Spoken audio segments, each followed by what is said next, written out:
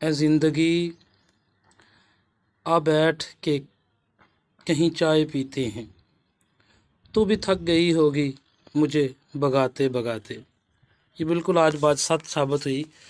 आज हम गए थे जनाब गुजरांवाला बोर्ड में, तो वापसी पर लंच के बाद हमने सोचा कि चलो चाय पीते हैं, मैं और मेरे दोस्त के साथ। तो गुजरांवाला से हम बाइक पे निकले हैं और डस्का तक 2 जगहों पर हमने स्टे भी किया है, लेकिन चाय नहीं मुयसर आई, चाय मिली नहीं। एक जगह पे बंदा नहीं था और दूसरी जगह पे चाय का सामान दूध वगैरह ख़त्म था। असल में मसला ये था कि चाय एक ऐसी जगह पे किस्मत में लिखी थी जहाँ चाय में चाय की तलब के साथ साथ मोहब्बत और खलूस शामिल था। मंदरावाला के करीब जनाब, बिल्कुल इस मस्जिद के सामने बुज़ुर्गों के पास चाय बैठकर पी है।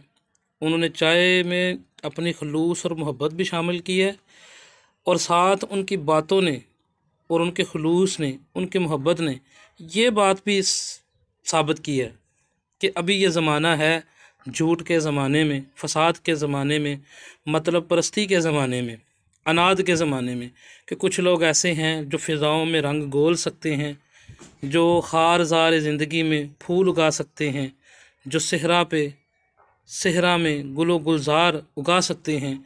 उनकी गुफ्तगू से, उनके लहजे से, उनकी ईमानदारी से मैं बड़ा मुतासिर हुआ हूँ कि ऐसे भी लोग हैं जो इस ज़माने में भी मोहब्बतें बखेर रहे हैं। उन्होंने कहा, बच्चे, रिज़्क़ हलाल कमाना है हमने, रिज़्क़ हलाल की खातिर बेईमानी नहीं हमने की सारी ज़िंदगी का ये असूल है। और उन्होंने चाय भी बड़ी मोहब्बत से बनाई और प्यालियों में दी, जिसमें 1 कप की जगह 2-2 कप आते हैं, और पैसे भी बिल्कुल कप के रेट के लिए उन्होंने चाय भी अच्छी पिलाई। और उनकी बातें वो बिल्कुल खालस, जो पंजाबी बंदा होता है ना, खालस देसी बंदा, मोहब्बत और खलूस से भरा, वो खलूस और मोहब्बत चाय में मुयस्सर आई, उनकी गुफ्तगू से मुयस्सर आई।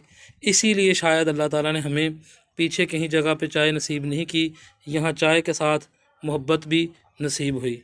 तो मैं ज़रूर आपको कहूँगा कि जब भी इस मंदरावाला आना हो, डस्का आना हो, तो इनसे ज़रूर चाय पिए। चाय भी बड़ी ज़बरदस्त है और इनकी बातें वो चाय से भी ज़्यादा लुत्फ़अंदोज़ हैं।